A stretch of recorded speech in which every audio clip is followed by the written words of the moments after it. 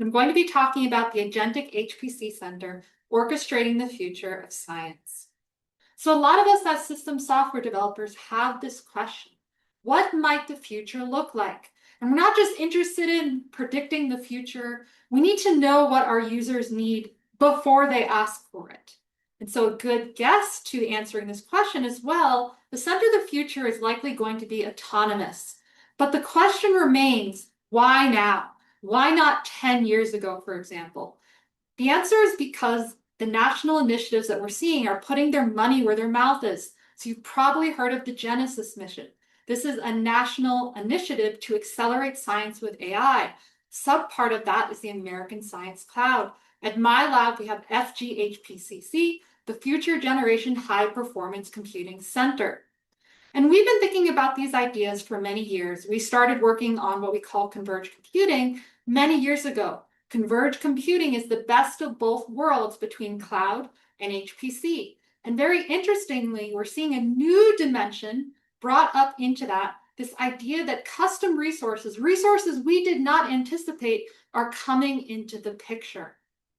And our thinking has changed too. So in our early work, we were focused on the project space, figuring out how to take features from cloud, features from HPC, and put them together in projects in interesting ways to enable interesting use cases. So for example, Fluence was a custom Kubernetes scheduler plugin. The Flux operator was deploying all of Flux framework in Kubernetes. User space Kubernetes was flipping that paradigm and running an entire user space Kubernetes underneath a Flux job. And then in 2024, we did a massive performance and usability study across 3 clouds, trying to answer the question, if we are going to be using these cloud resources in the future, what does it mean to run HPC applications there? Now, our thinking has changed. So we've moved from thinking about things on the level of a project to thinking about a more holistic vision for an entire center. And so, for example, in 2025, we did work that looked at state machine orchestration with event-driven orchestration. We then moved into agents. At the end of 2025, we did our first agentic scaling study with Gemini and Google Cloud. We also did agentic transformation and dispatch studies. Some of the results I will show you today. And so I was at PEARC in 2017, 10 years ago, and I was presenting singularity containers. And at the time I said, don't make them create the sandwich, just give them the sandwich. And so it would not be appropriate today if I did not present to you some kind of sandwich. So I present to you the HPC sandwich of scientific discovery. On the top layer, our bread, we have scientific applications. We then have middleware and runtimes, the delicious grape jelly. Software infrastructure is then the peanut butter. And the core base, the system software, the bread on the bottom, that's us. And it's so fundamentally important. And we sure as heck hope that it is not soggy. And interestingly, there's a new kind of components that are getting integrated in all layers here. They are the agents. And we hope they're adding benefit to what we do and they're not like finding ants in your sandwich. Now let's play a little game, the possible futures for how we might execute an HPC job in this future space. So let me introduce you to Joby. He is very cute. We are going to follow the life cycle of Joby from his creation all the way through his completion. All right, are you ready, Joby? Joby says he's ready. And then, are you ready, audience? We're ready. The audience is ready too. So let's start by asking some questions. The first question we might have is, what resources do I have? And so this is this idea that we're moving from static HPC systems that we provision and we hard code everything and they last for 4 years and then we destroy them, to something that looks like dynamic discovery. And so my team is doing work with a hierarchical server for agentic science. What you're looking at here is different layers of a hierarchy where we've deployed essentially a server on each that can have a kind of resource secretary to answer questions on the resource provider's behalf. And so, for example, this might be running at the level of a user job, at the level of the cluster, perhaps alongside the workload manager, or at the level of a center figuring out what cluster to dispatch to. You might also be running above centers, like, multi-center, in which case you need to figure out which center to send it to. And what's interesting in terms of thinking about this is that as you move from a single application level where everything is running as the user in user space, up to the cluster, up to multi-cluster, there's an increase in complexity and security. And so the questions that you answer, the users that you're serving, the kind of tools that you deploy, they're going to vary and change depending on the level that you operate.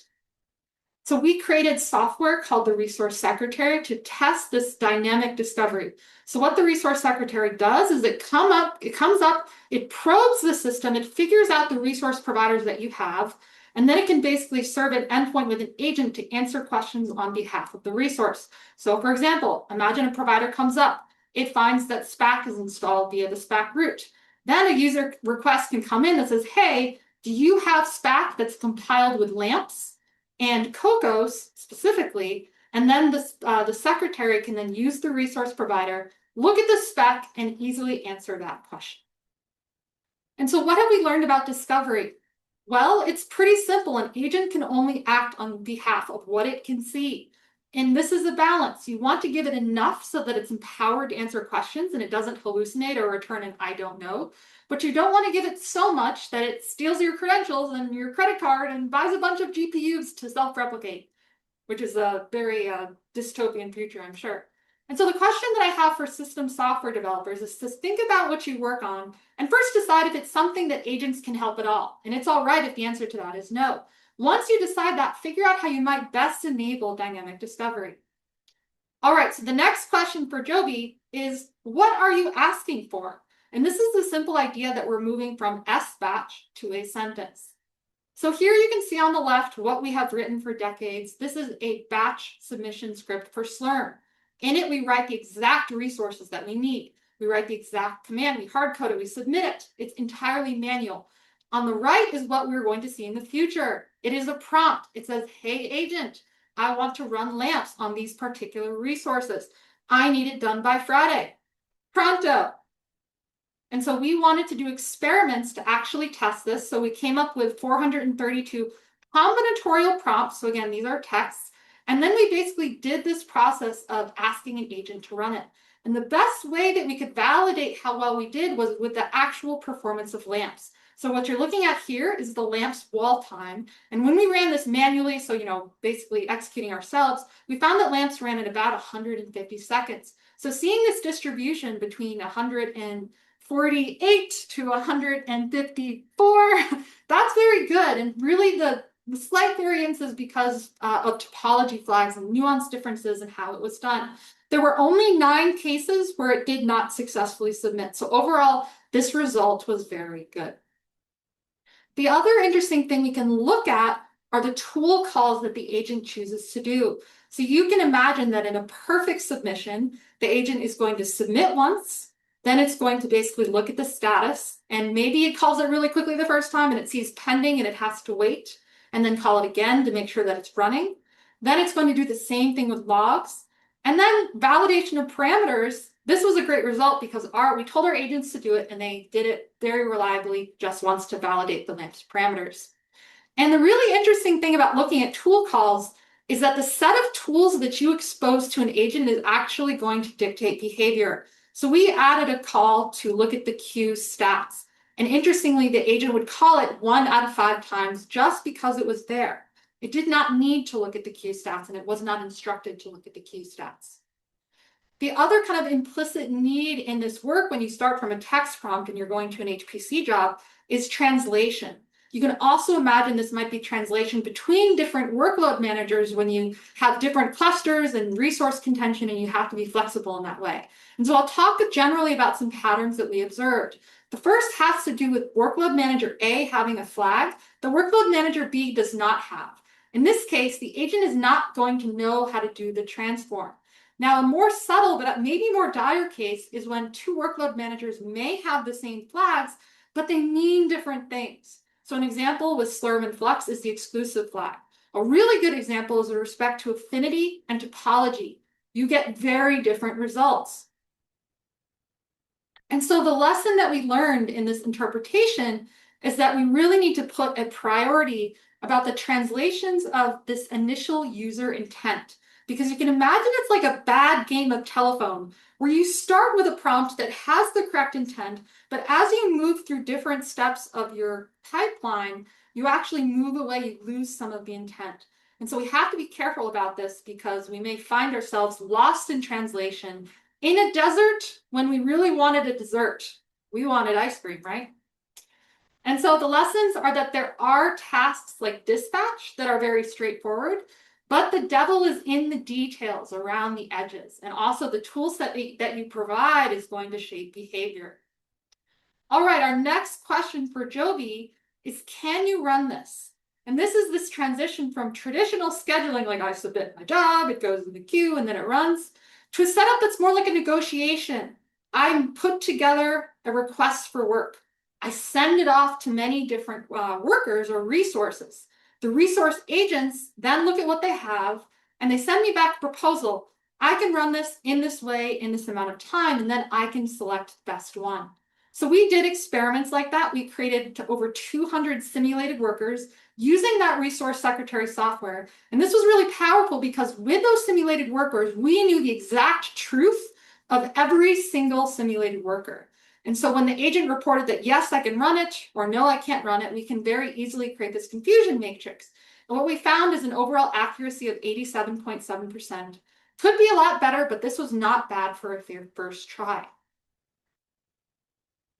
A really other interesting part of this work was testing selection algorithms. So we tested a group of traditional heuristics for selection, so minimizing, maximizing different metrics.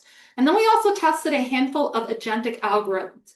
And this needs a lot more work, but the most interesting thing I will note is that the agentic algorithms tended to cluster together away from the traditional algorithms. And the other interesting thing is that the agents often selected based on criteria that we did not, direct them to use. And anyway, more work is needed here. Okay, so for negotiation, a big lesson that I've learned is that a lot of schedulers these days, they create what's called a federated fleet. So there's federated Slurm, there's a lot of multi-cluster strategies in Kubernetes, and their strategy is generally to allocate the job to the first ready.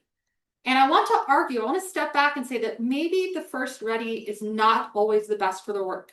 It could be the best in some cases, but I think we should try to move toward approaches where we actually dispatch the work to the right resource, which may not necessarily be the first ready. And to exemplify this, we see the sandwich scheduler. And it's not very risky if you have an actual match. So for example, peanut butter and apricot jelly, that should have been a green check. And it's not such a risk if we say, oh no, you can't schedule there. The bigger risk is saying that you can dispatch to a node that it really cannot handle the job. And so the example here is peanut butter and pickles. Maybe you are a fan of peanut butter and pickles. If you are, all power to you. It does not sound quite right to me. Okay, so the next question that we have is, how well can you run this? And I need to tell a brief story. So my team, we did a performance and usability study in 2024. It was manual, it was immensely arduous. It required about 6 months to a year of planning. And then there was 2 weeks of solid work, shelling in, running things, saving logs, being very careful about everything. It was so hard. I lost weight and we finished it. And I was proud of the work. I knew it was important. But I never wanted to do that again. And so when Gemini came around and I realized that it could do amazing things, I was like, I wonder if Gemini could do the entire study. So we asked Gemini to build the container from scratch, to deploy it to Kubernetes, to optimize its size 1 node, to scale up to 5 nodes, and then to derive and save the figure of merit. We wrote a white paper. We called this our Agentic team, where we had different agents with different class expertise. And the results were outstanding. I mean, this surprised me so much, I cannot put it in words. What you're looking at here are results for AMG and LAMPS, the figure of merit. We only were able to get 5 nodes on AWS at the time, which is why it's rather small. But notice the pattern. So the orange line is what would be perfect linear scaling. The actual performance we got is in blue. again. Wow.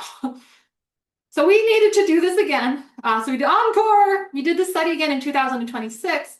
And we made a more generalized setup where instead of having a specific expert agent for one task like building, we created a general agent that could take a prompt and then run in a loop and then assist with many different tasks. And it again did really excellently. So what did we learn for execution? Well, what I learned is that I want agents to do all the things that I never want to do again. But in all seriousness, when you use agents for this kind of thing, you can free up expert time, but you also have to be careful that you don't create some kind of liability. Another really interesting observation is how quickly the ecosystem is moving. So our first study was in November of 2025, and months later, all of that work was deprecated. And again, it really blows my mind. Okay, so now we're kind of moving down the layers of abstraction. We're moving to the scientific application. And our question for the agent is, can you orchestrate this? Can you orchestrate the scientific components? So if you're familiar with SnakeMake, SnakeMake is a biosciences workflow tool. You create a snake file that is essentially your pipeline. I am a SnakeMake developer, and I still have a really hard time running these files. So this was another opportunity where I was like, I'm just going to have the agent do this for me because I don't want to do it. And so what I did is I asked the agent to use the SnakeMake wrappers repository. So I gave it a view of these wrappers, which are like the steps in a workflow. And I said, okay, agent, look at these wrappers and design the workflow and then test it and run it incrementally for variant calling. And so we did this 21 times. And what you see here is that 18 out of 21, it produced the perfect replicated result of the manual expert run, where the manual expert run was an expert, I don't know if I'd call myself an expert, writing a variant calling snake file and then executing it manually. There was only one case where the agent applied an extra filter that it didn't need to, but it was technically still correct. And there were 2 cases where it was incorrect. And one of the most interesting things about this study is that if you looked across the different snake files that the agent wrote, they all looked very different. So if we had assessed accuracy based on the snake files, it wouldn't have looked very great. But because we were able to validate directly with the data, it was really great. And the lesson here is that the validation that you use for how you're checking your agents is really going to be context dependent, because there's probably cases where you would want to check what the agent is actually doing in the intermediate steps to get to that final result. And it's a little bit of a Goldilocks and the 3 bears sort of deal when you're talking about the balance between autonomy and control. If you know SnakeMake, you know that SnakeMake needs a working directory where it can write. It also needs to have read access to the data. But you have to be careful because you don't want your agent to accidentally, for example, delete the data. And so it's a balance between empowering the agent enough so that it can do its job, but not giving it so much access so that it leads to destructive actions like destroying your data. And again, look for different opportunities for this validation. Okay, so the way I'm presenting this, it kind of sounds like we have this figured out. We're putting in the last piece and the puzzle is complete. I hate to disappoint you, but this is absolutely not the case. The actual state of the world looks like this, is that it's a disassembled puzzle. And actually, this is better because it's much more fun to be working and putting together a puzzle than to just have a complete puzzle. And what are you supposed to do with that? So I want to move now into agent development kits, because we're now using these kind of in place of what the approaches that we're using before. But first, let me introduce you to my friend Claude. So the director of our lab, Kim Boodle, she always talks about her friend Claude, so it is an honor for me to reproduce that. So my friend Claude, he's my friend too. I first was acquainted with Claude when the lab got him. We have an interface with examples that you can see here, where we can prompt and we can have discussions. And Claude would have design discussions with me for hours on end. No human would be able to do that. And then as I watched Claude be able to clone a repository and look at the code and help me walk through the code and do traces and then make a git diff suggestion, it again blew my mind. And what I realized is, I want to be able to take this kind of thinking and plug it into my system software and scoped components. And so here's an example of that. This is a scoped agent that is basically going inside of a container. And then we've given it tools to basically discover what executables are there, look at the linkage, the ELF, figure out how it was built, and then ultimately generate a manifest that we can give to a scheduler and make this black box into something that is transparent.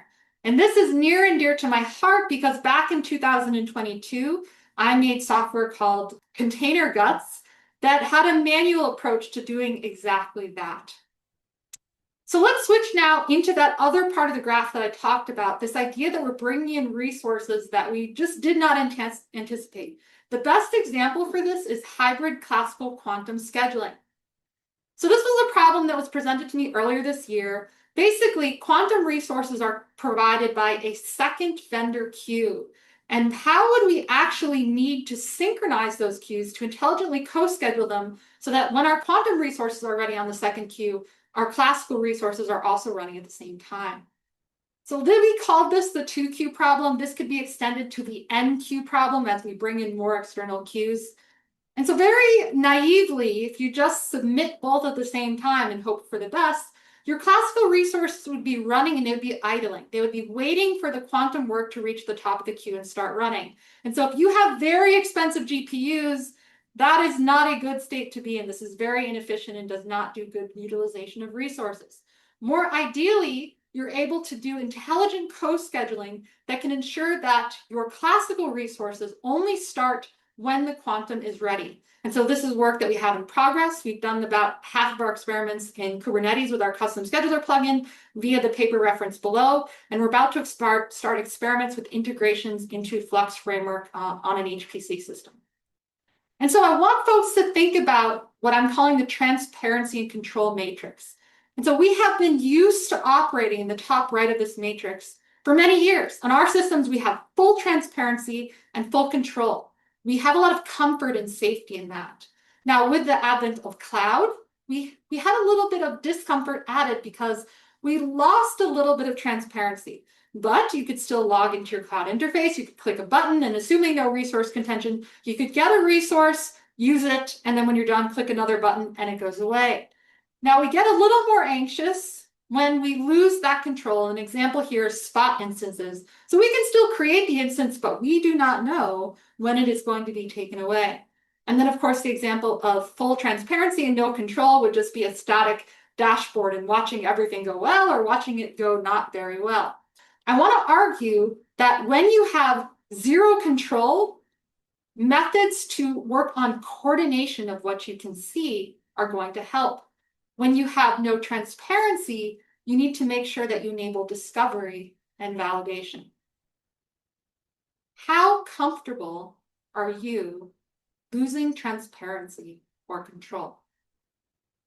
Because there is an elephant in the room. Let's talk about people. So this is probably the hardest thing. This is so much harder than the technology space. I want to first kind of calm folks' fears. So I go in Slacks and, people are talking about, oh, the agents are going to take our jobs and I'm not needed anymore. And, I feel this too when I see that Claude finds a bug in a code base I've worked on for years that I didn't even know was there. And the question is is my job going to go away? And so this is my perspective on it. I don't think we are going to be automated away because I think that an agent is going to behave exactly as well as the systems we build for it. Now, let me give you an example. Claude, make me a sandwich. And so let's take a look at the sandwich that Claude made me. Now, at first glance, if you think that's sort of egg that's a little drippy, this might look like an okay breakfast sandwich. But let me tell you that that is Greek yogurt, olive oil, cocoa powder, and hot spiced water. This is a terrible sandwich. What the LLM did is it took separate ingredients, foods that it knew that I liked, and it put them together in a sandwich and it said, this must be the perfect sandwich. By the way, I don't even know where the hot spiced water came from. I do not drink hot spiced water. And so I said, oh, Claude, this is not good. Let's do this again. How about chicken salad? Make sure it has a little bit of crunch, a little bit of sweet, extra mayonnaise, We need to put a layer of a dark green between the bread and the chicken to deal with the moisture. And we want a light buttery roll, perhaps a croissant. And that is when Claude made me a really nice sandwich. And so an agent has our defaults, but not our taste. And the taste is so important. So let's go back to this question. What might the future look like? Indeed, it is going to be autonomous. But autonomy for science is built on judgment from the people. And so we have to collaboratively work together with agents. We have to give them the context, the trust, the governance. We can't just let them run free. They need to know our taste. And so here are 3 things that I believe about the center of the future. First is that the busiest user is not going to be human. We are going to have little agents running around, and whether or not that is a positive benefit or a negative, like ants in our sandwich, that is remaining to be seen. Transparency and control are something that we have taken for granted for years. They are now going to become things that we have to establish. And then finally, the center of the future does not know its resources yet.